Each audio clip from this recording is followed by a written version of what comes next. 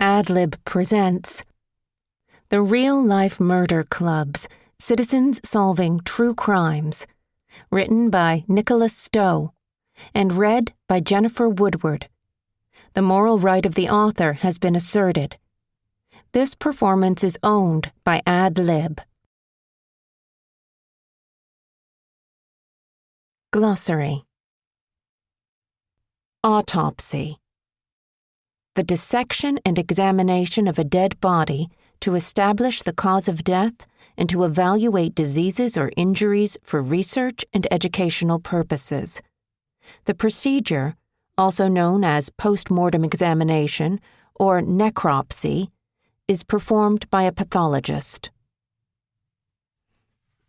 Bioinformatics describes the science of storing, retrieving, and analyzing large amounts of biological data. It involves using computer technology to collect, store, and publish biological information like DNA and amino acid sequences or annotations of sequences. Cold case. An unsolved criminal investigation that remains open pending new evidence. Composite sketch. A police drawing of a suspect based on descriptions from witnesses that could help identify or eliminate said suspect. Data mining.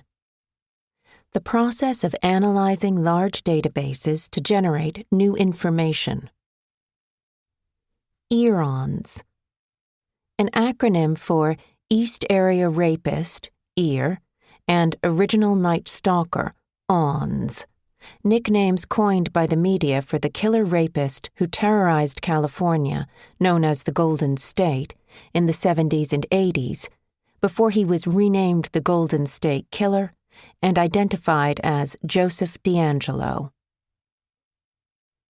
Endangered runaway. The National Center for Missing and Exploited Children defines an endangered runaway as a child under 18 who's missing and whose whereabouts are unknown to their parents or legal guardians. Endogamy. When many people from a small population have married within that population over many years, making it difficult for genealogists to establish how people are related to one another. Exhume. To remove a dead body from the ground post-burial, particularly to extract DNA evidence. Family tree. A chart showing members of different generations of a family and their relationship to one another. Genetic genealogy. Combining genealogical DNA tests and profiling with traditional genealogical methods to establish genetic relationships between people. GSK, abbreviation for Golden State Killer Joseph DeAngelo. Human genome. A human being's complete set of DNA encoded in the 23 chromosome pairs in cell nuclei and in a DNA molecule found in individual mitochondria. IP address. IP is an acronym of Internet Protocol, the rules governing the format of data sent online. An IP address identifies a device on the Internet, making it accessible for communication. Jane and John Does. Law enforcement agencies in America use placeholder names Jane and John for males, Doe for unidentified corpses.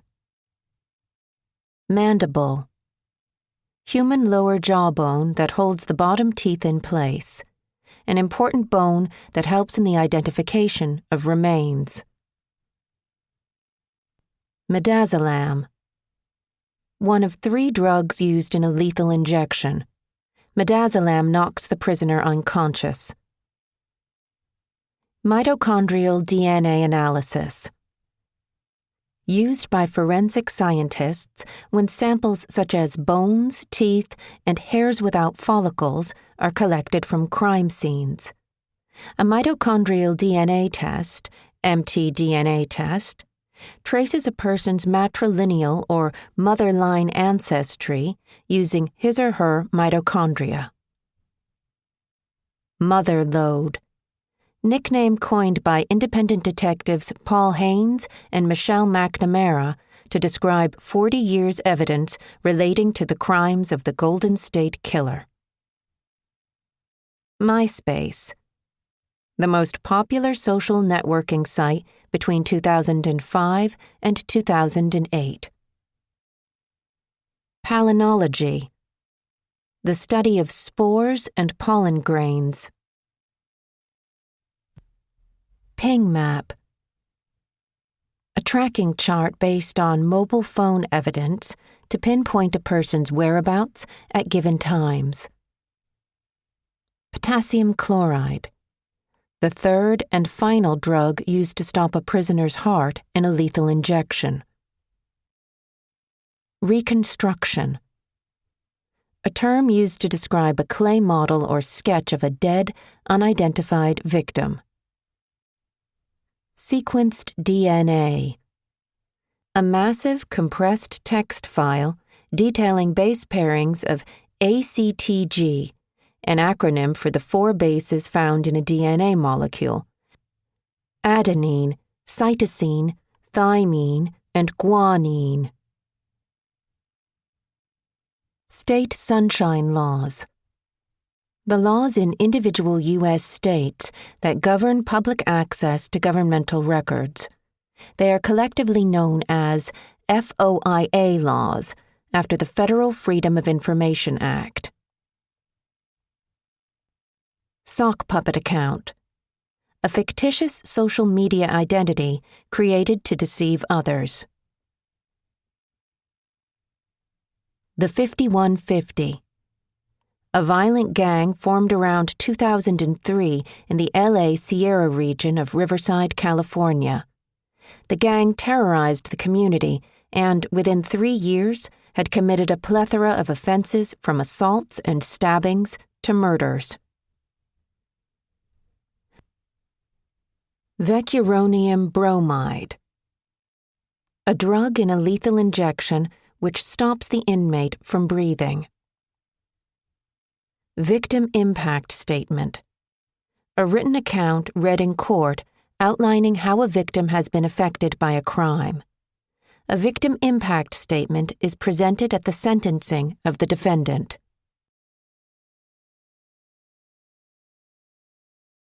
Introduction. Have you ever come home from work and thought, "Tonight I'll scour the internet, see if I can identify that decayed head found in a bucket of cement"?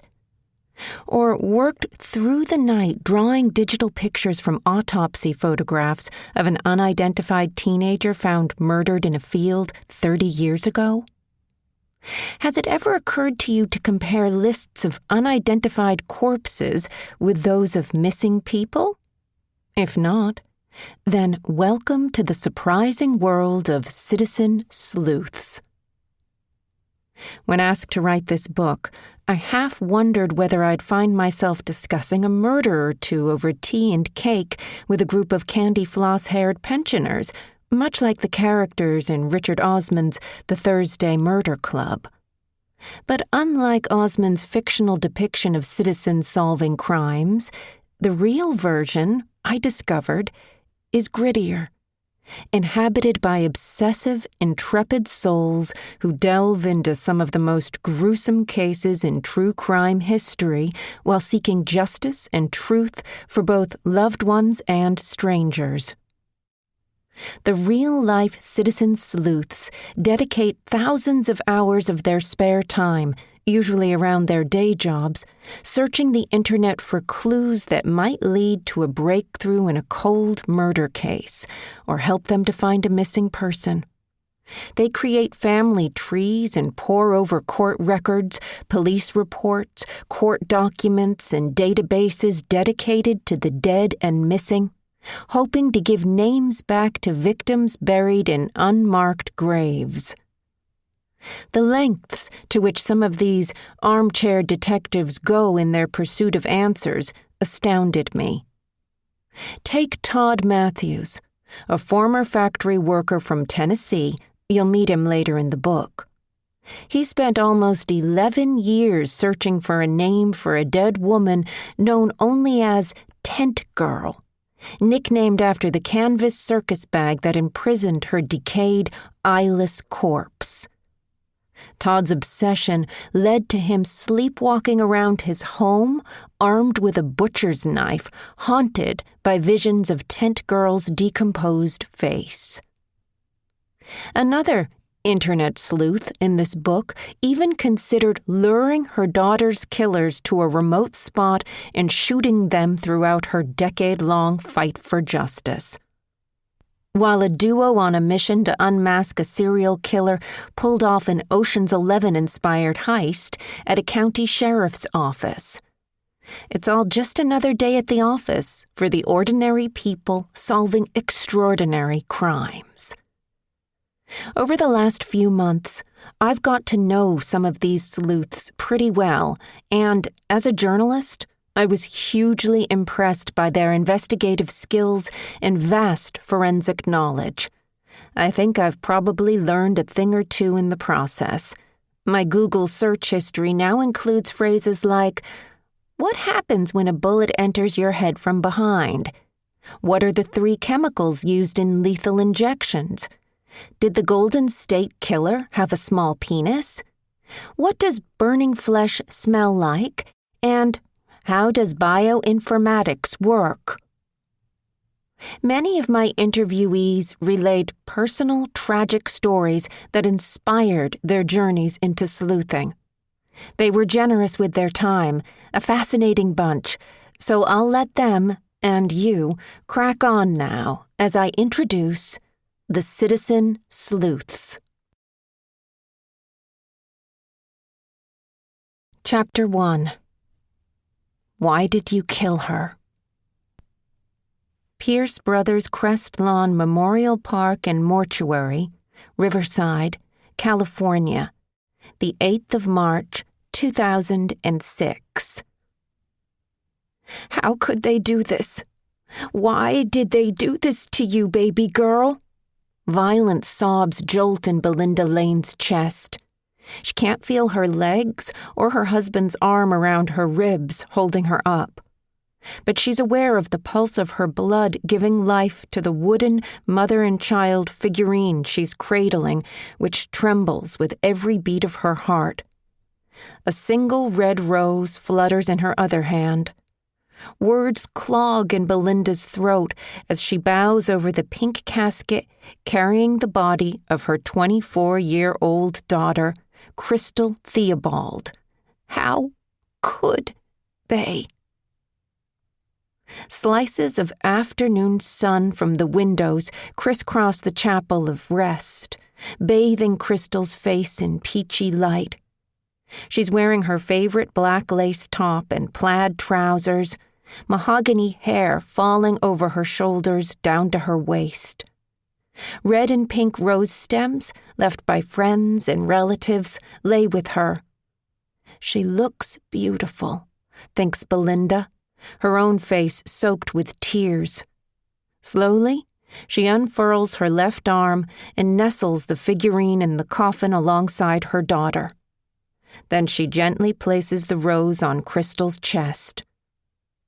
With her husband still steadying her, she reaches into the casket. Brushing the back of her hand over Crystal's cheek, Belinda notes the bruise circling her right eye. The injury barely shows. Its horror is masked by ivory foundation, but it's there. Belinda sees it through the mist in her eyes, and noises suddenly shatter inside her mind. The crack, crack, crack, crack, crack of gunfire, an explosion of glass, the shriek of rubber grazing tarmac as an SUV speeds away. The noises will never leave Belinda. They haunt her day and night, playing a devastating soundtrack of that evening, the evening that somebody killed her daughter. Belinda lowers her wet face into the casket, eyes closed as she kisses Crystal's cheek one last time.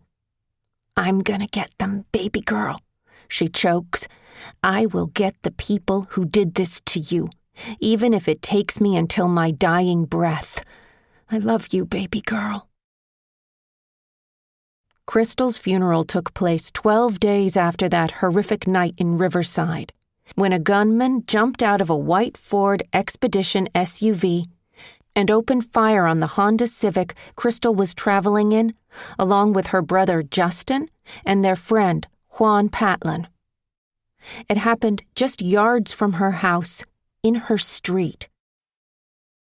The SUV, a luminous streak pounding gangster rap from the radio, skidded to a diagonal stop between Belinda's car nearby and the Honda Civic carrying her children and their friend.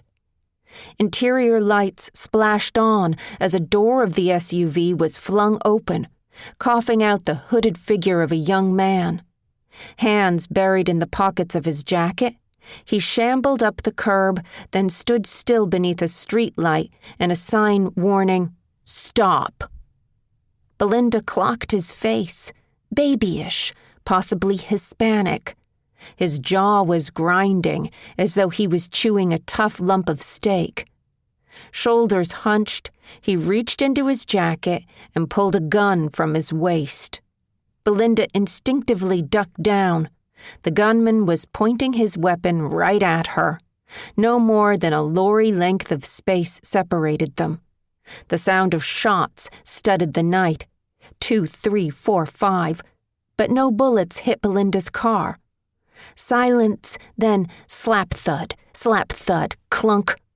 Wheels screeched, an engine snarled, then diminished to a hum as the SUV sped into the distance.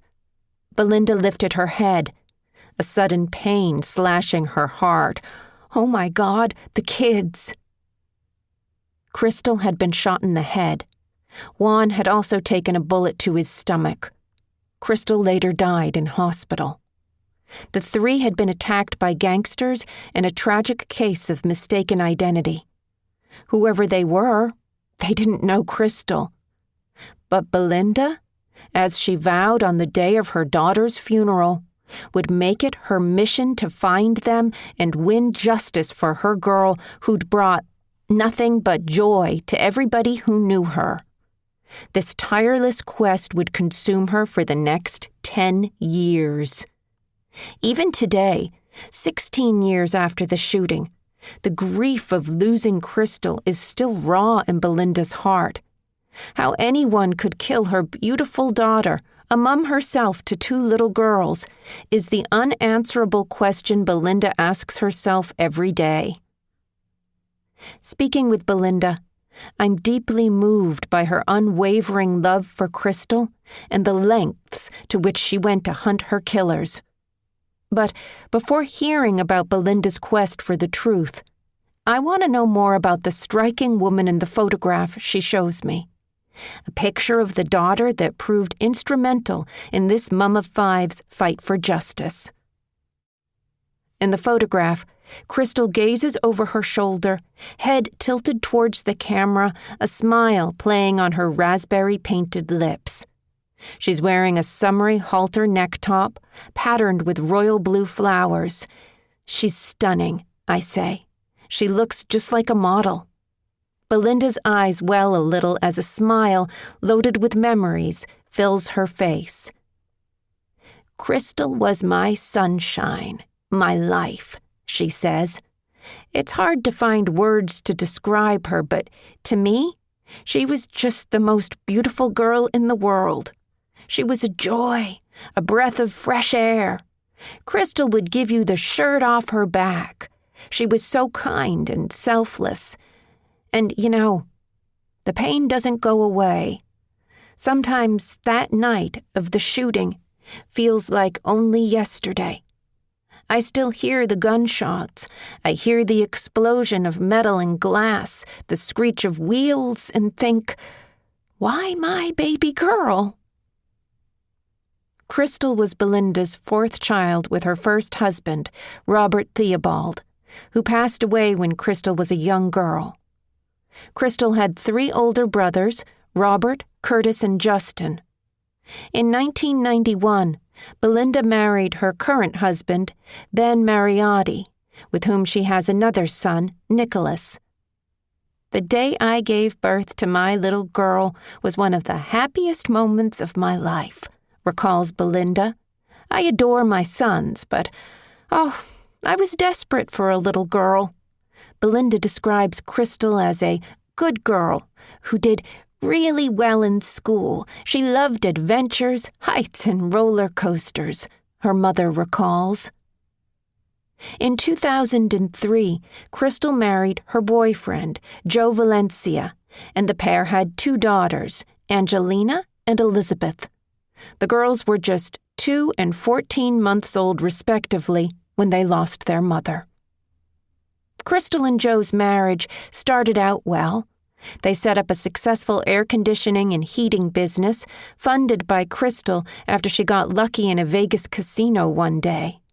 Belinda laughs as she remembers the story. She went to a slot machine, put in $5, and won $38,000. She and her husband set up the business and, well, they just took off with it.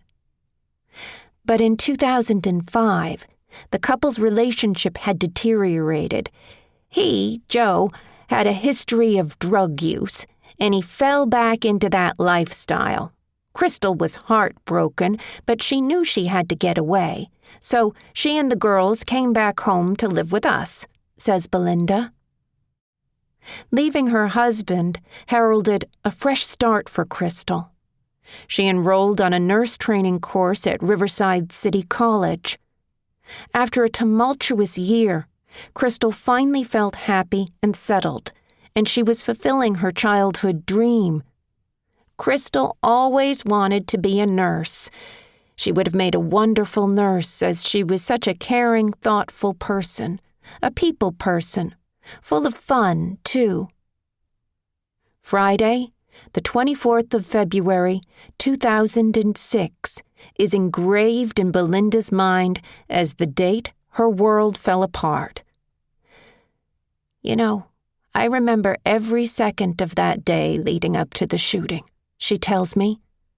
It was a day that turned from joy to tragedy in a blink of an eye. It was a regular Friday, Belinda says. Early evening, after Crystal dropped her daughters at her ex-mother-in-law's house for the weekend, Belinda and Crystal went for a meal at their local KFC restaurant. Over popcorn, chicken, and fries, the pair chatted excitedly about their plans for the next day. Belinda had recently received a tax rebate, which she'd decided to spend on a new car for Crystal. Crystal was so excited. I'd told her how I wanted to spend my tax refund. I said, "Crystal, honey, tomorrow I'm taking you out and you're going to choose a car. I got myself a tax refund and I want to invest it in you." Oh, I tell you, she gave me the cutest smile and she hugged me real tight. I couldn't wait to take Crystal out to buy that car the next day and... Belinda's lips tighten. Her eyes close behind tortoiseshell glasses. "Well, sweetie," she resumes, her hand pressed over her heart, "that didn't happen." Belinda first noticed the white Ford Expedition around 8:30 p.m., when she and Crystal returned to their bungalow on Geranium Place in the Arlanza neighborhood of Riverside. The Ford Expedition, looked like it was circuiting the area. It passed our house, the stereo blasting. I guessed they were kids, maybe a gang. There's a lot of gang activity in Riverside, so we're used to seeing stuff like that. She and Crystal were only indoors for 10 or 15 minutes before they went out again. Crystal wanted some cigarettes and needed to change a $100 bill, so we decided to go to the 7-Eleven, just a few blocks away. Justin and Juan said they'd come too, so we agreed to take 2 cars, says Belinda, adding that, contrary to media reports, Juan was not Crystal's boyfriend. I left first in my car, and the others followed in the Civic Honda. As she walked across the driveway to her car, the white Ford Expedition SUV drove past Belinda again. Every seat in that car was filled, she recalls. The Expedition cruised on up to the junction where Geranium Place meets Greenpoint Avenue. Belinda was heading in the same direction. She turned right off her driveway onto Geranium Place. Ahead, the SUV hooked right onto Greenpoint Avenue. In Belinda's rear-view mirror, she could see the Honda Civic. All three were in the front seats, with Crystal in the middle and Juan at the wheel. When she reached the junction, the SUV reappeared to her right and swerved to a stop. I swung left around the Expedition onto Greenpoint Avenue and quickly turned the car around so I could see what was going on with the kids. The Expedition was angled between me and the Honda. Then I saw the man on the corner, and then I saw him take out the gun. I ducked down fast and waited, expecting him to fire at my car. I heard the first bullet hit glass, then at least 4 or 5 more shots. I didn't know then that I was listening to my kid's car getting shot up. I didn't even know Crystal had been hit at this point. After the SUV sped away, the kids took off in the Honda. I tried to follow but took a wrong turn and lost them. Belinda headed home, unaware that at the same time, wounded Juan was pulling up outside the nearby Cardenas Market's grocery store. But she would later see the harrowing CCTV footage that captured Justin on his knees on the supermarket's forecourt with Crystal, unconscious, in his arms as he cradled her bleeding head against his chest. It was just after 9 p.m. when Belinda arrived home to a street strewn with cop cars. Officers had started cordoning the junction at Geranium Place and Greenpoint Avenue, with yellow ribbons screaming, "Crime scene, do not cross," over and over and over. Belinda found a space to park and got out of the car, her legs like empty cartons. She heard her 14-year-old son Nicholas before she saw him. Trainers thumping across concrete, his voice high and panicky. "Mom, Crystal's been shot! Crystal's been shot!" Belinda's hand flutters to her chest again when she tells me what happened next. I just fell to my knees. I screamed, "I have to get to my daughter," slamming my hands on the pavement. Nicholas helped me up and into the house, but the next few minutes are still hazy in my mind. Police officers were there. Ben was trying to comfort me. He'd called 911 when he'd heard the shooting. I was starting to feel sick and the officers were firing all these questions at me, but all I could say was, "Where's my daughter? Take me to my daughter." All the voices blurred around me. Somebody said Juan had also been shot, but Justin, miraculously, was uninjured. Cardenas was mentioned. Then, when I heard Riverside Community Hospital, I was gone. I had to get to Crystal. I ran out of the house, got in the car, and put my foot down. I drove right through the police tape. Nothing or nobody was going to stop me getting to my baby girl. There were more police officers at the hospital, guarding the room in which Crystal lay. Her head was bandaged and her upper body enmeshed with wires and tubes. A heart monitor bleeped on the off-beat to the steady puffs of the life support machine. Justin was at her bedside, t-shirt saturated with his sister's blood. I died inside when I saw Crystal. She was in a huge private room, like the ones you see on the television show ER, and hooked to a life support machine. It was horrific. Belinda's voice is paper doll thin as she recalls this moment. She lets out a slow intake of breath, then continues. Justin was covered in Crystal's blood. It's a miracle that he didn't get hit. Juan had gone into surgery and he was going to be just fine. But Crystal's condition was critical. The doctors said they needed to do a test to find out whether her brain had died. I held Crystal's hand and said, "Please be okay, baby girl. I can't live without you." Belinda stayed at Crystal's bedside through the night, weeping into the early hours and praying for a miracle. At 5 a.m., Belinda had started to feel unwell. Her heart raced, and a vice-like headache that had started at the hospital was getting worse by the minute.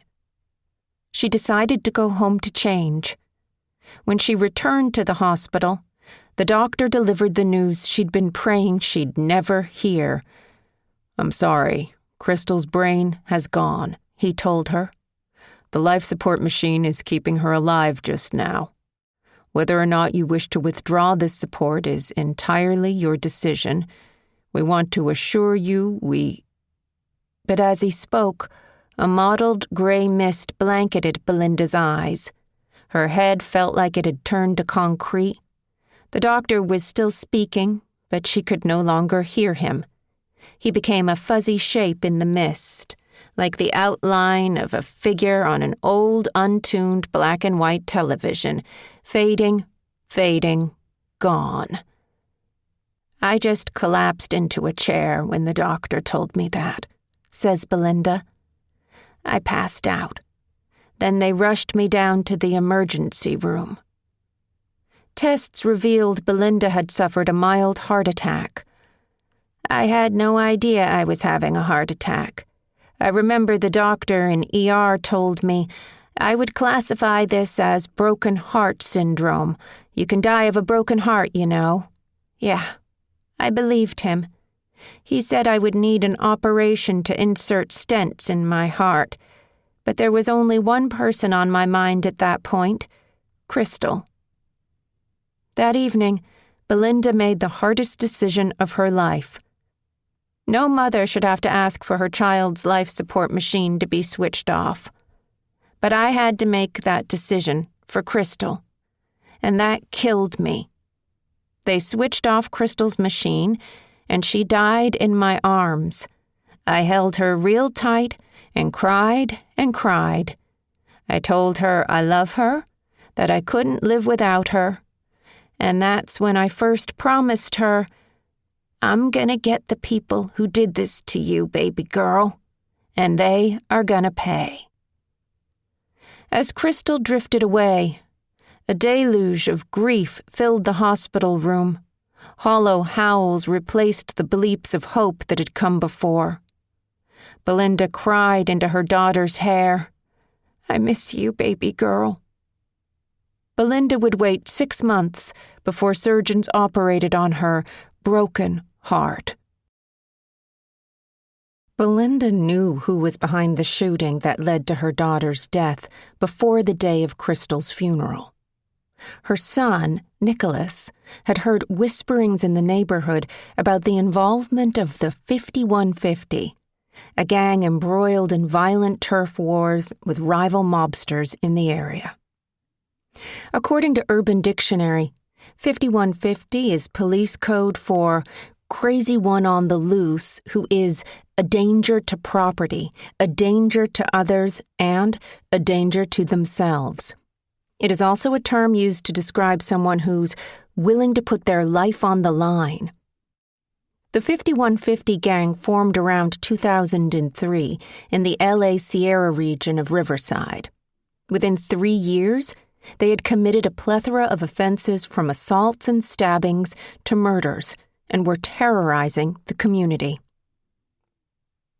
On the night of Crystal's murder, the 5150 were apparently searching for a rival gang who called themselves MD.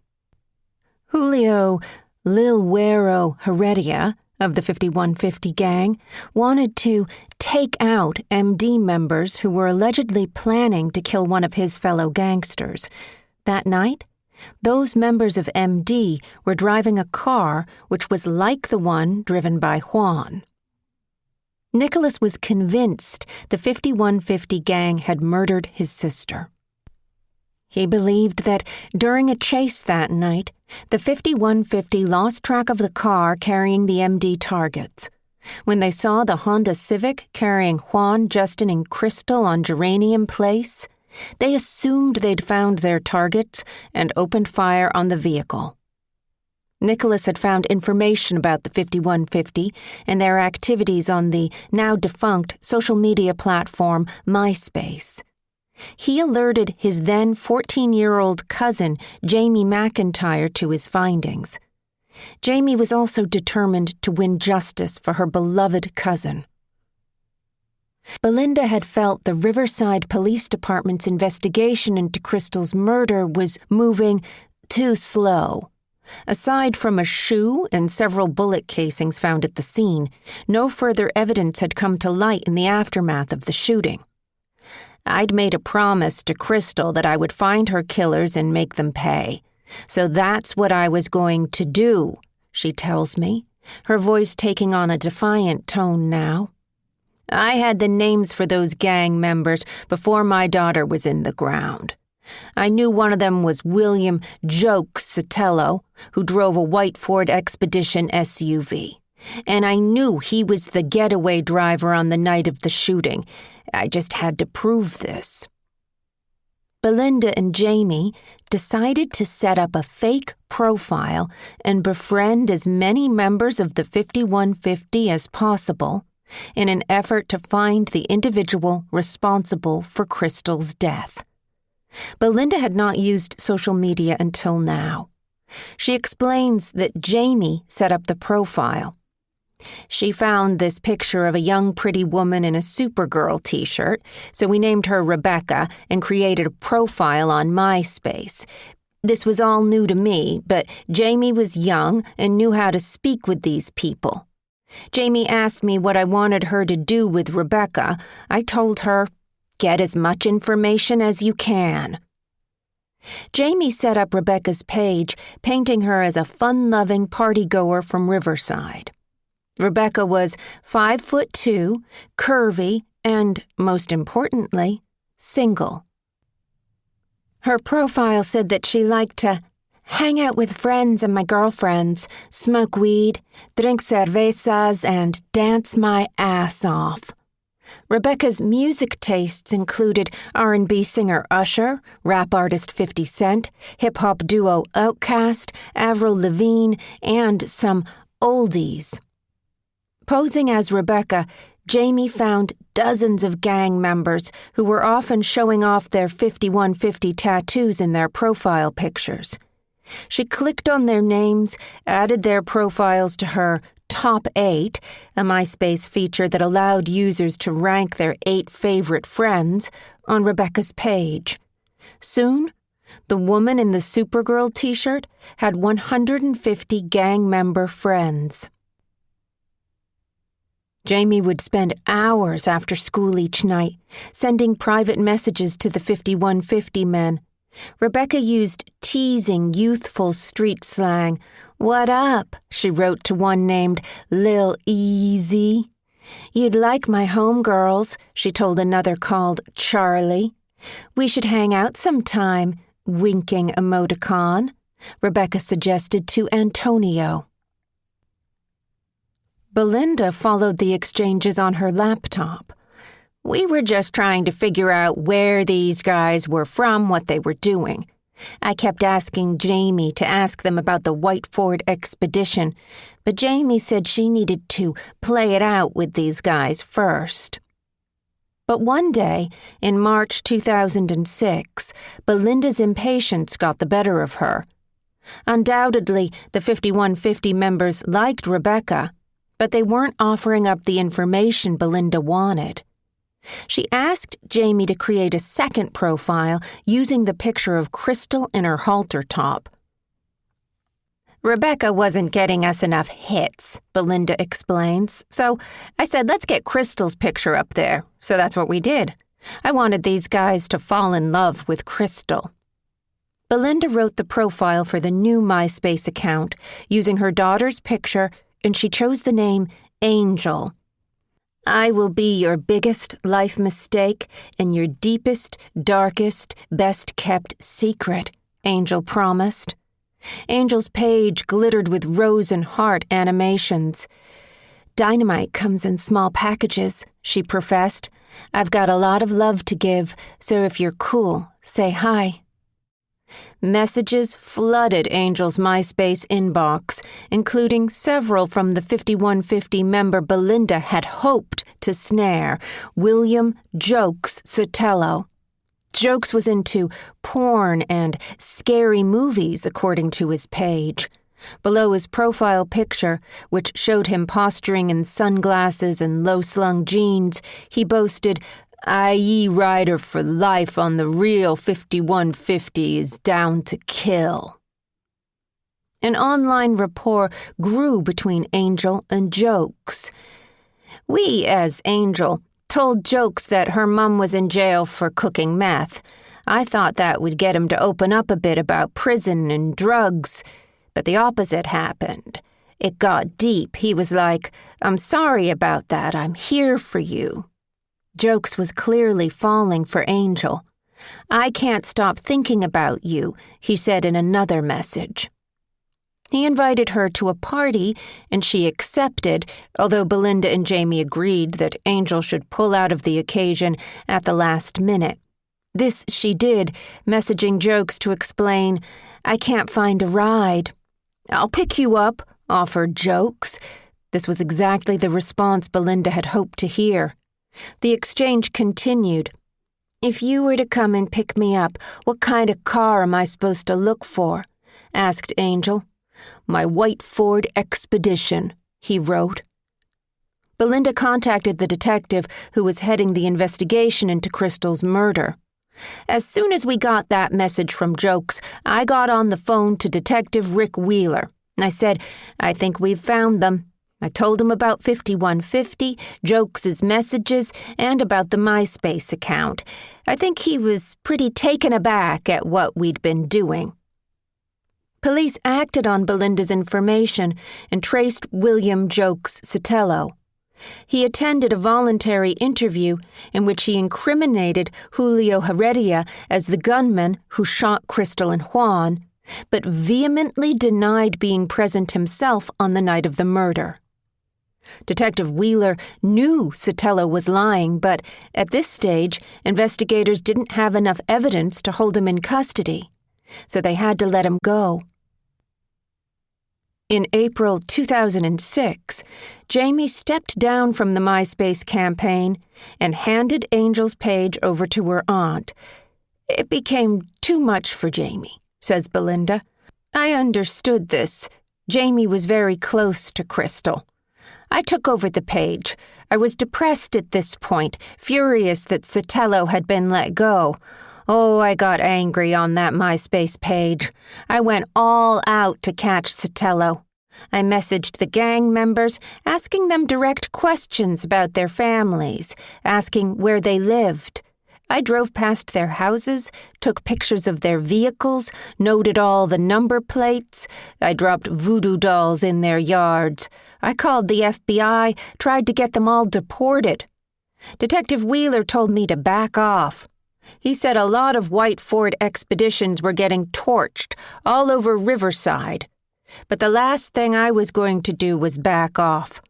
I wanted justice for Crystal. I missed her so much. I was still expecting her to walk through the door." Belinda's grief and rage led her to have some violent thoughts. Her focus had now shifted from simply finding her daughter's killers to exacting revenge on all 5150 gang members. One day she found herself thinking, "If I can get them all to a remote spot, I can shoot them all." She decided Angel should throw a party to reel them in.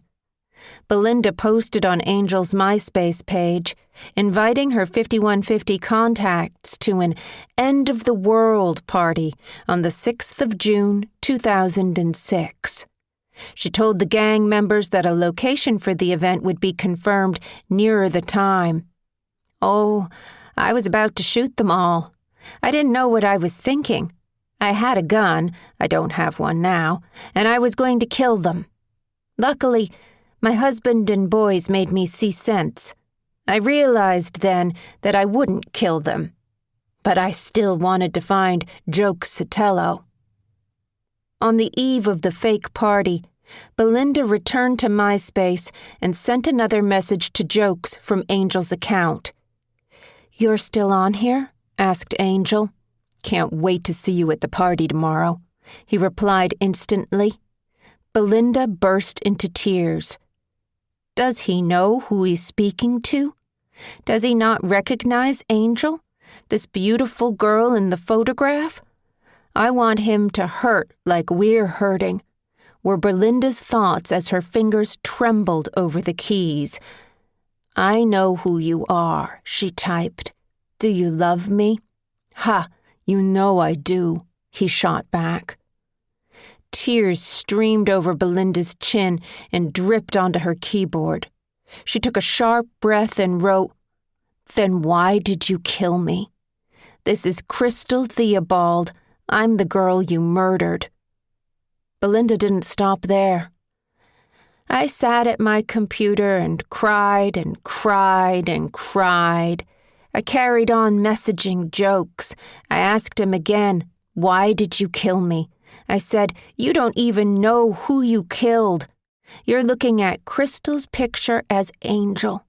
You killed her. She's gone. Why did you kill me? I had dreams. I had hopes. Why?" Well, Jokes didn't respond to that, and shortly after, he went on the run. He fled the country. I handed the MySpace over to Detective Wheeler after I confronted Jokes. I had to keep myself in check. A year passed with no news on Sotelo's whereabouts. Although she'd relinquished Angel's MySpace account to Detective Wheeler, Belinda refused to give up on her one-woman mission to find him. She scanned other social media sites like Facebook and Twitter, and kept an eye on the 5150 members' activity on MySpace, but the gang's online presence had diminished amid the ongoing police investigation. Belinda spoke regularly with Detective Wheeler, and on the 8th of August, 2007, he called her with the news she'd been longing to hear. The investigator had identified 2 other 5150 gang members, William Rascal Lemus and his brother, Manuel Tripper Lemus, who were in the Ford expedition the night of the shooting, and they had provided critical information about the man they claimed fired the gun in exchange for immunity. "We've just charged Julio Heredia with murder," said the detective. "Oh, I was so happy to hear this," Belinda tells me, smiling. "Nothing could bring Crystal back, but at last, the person who took her from me would face justice." Heredia stood trial in 2011. He was set to face the death penalty, and Belinda initially fought for this, but she later asked for his punishment to be removed. "It seemed like the right decision. I did the right thing for the first time in my life," she admits. During the trial, the Lemus brothers testified against Heredia. He was found guilty of Crystal's murder and sentenced to life without parole. "I just hope he lives a very long life," Belinda says. Life carried on for Belinda, but not a day went by when she didn't think about her vow to find every gang member who was inside the Ford expedition on the evening of the 24th of February, 2006. Every time she visited Crystal's grave, Belinda would repeat this promise aloud. "I will get the people who did this to you, even if it takes me until my dying breath. I love you, baby girl." At times, Belinda thought she would never find Sotelo again. But in 2014, while searching on Facebook, Belinda finally got her breakthrough. There he was, William Jokes Sotelo, masquerading behind a fake name. He'd even posted Crystal's MySpace photograph on his news feed. According to Sotelo's page, he was living in Mexico. Excited, she called Detective Wheeler. "I thought, this is it. We've got him." But Detective Wheeler said I'd need an exact address for Sotelo in Mexico before the government would consider issuing a warrant. So I put a small post on the What's Happening in Riverside Facebook group. I wrote, "William Sotelo is still wanted for the first-degree murder of Crystal Theobald. If anyone has any information, there's an reward available." And it all took off from there. I had done millions of posts like this before, but this one felt different. The next day, Belinda received a private message from a female acquaintance of Sotelo. She directed Belinda to her personal Facebook page. "I can't send you a friend request as his family can see my profile," she said, "but take a look at my page. I know exactly where that son of a bitch is." Belinda urged the woman to forward this information to Detective Wheeler. I gave her his number and pleaded with her. I said, "Please do this for me and I'll owe you my life." Then I called Detective Wheeler myself to tell him the news. I was breathless with excitement. "This is it. This is him. We've got him," I said. Then Detective Wheeler was like, "Hold on. I've got somebody on the other line." It was the woman who'd contacted me, and she gave him Sotelo's address in Mexico. Sotelo was captured in central Mexico on the 6th of May, 2016, and arrested by state police who extradited him to the U.S. the next day. By that time, Sotelo was married with 4 children and had been working as a chili farmer in Mexico. I never thought it would take so long to find him. I was naive in the beginning. When we started the MySpace hunt, I thought we'd have caught all of the gang members by the summer. But we got him, at last. Now, I just needed to see him in court. That day eventually came in January 2020. Sotelo, after pleading guilty to voluntary manslaughter and gang and firearm charges, stood in the dock at Riverside County Superior Court, awaiting his fate. Sotelo had been charged with first-degree murder, but this was dropped in a plea bargaining deal he struck with prosecutors. Belinda delivered a victim impact statement, unleashing almost 14 years of agony. I gave Sotelo my hardest stare, then I let him have it. I called him a punk, a monster, a coward, and I told him, "I hope other gang members snuff your life out while you're in prison." I'd waited a long time to say those words to Sotelo, but he didn't even look sorry. He just stood there, staring at the opposite wall.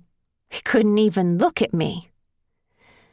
Judge John D. Malloy sentenced Sotelo to 22 years in jail. I thought this seemed lenient at the time, but I was pleased to see Sotelo behind bars.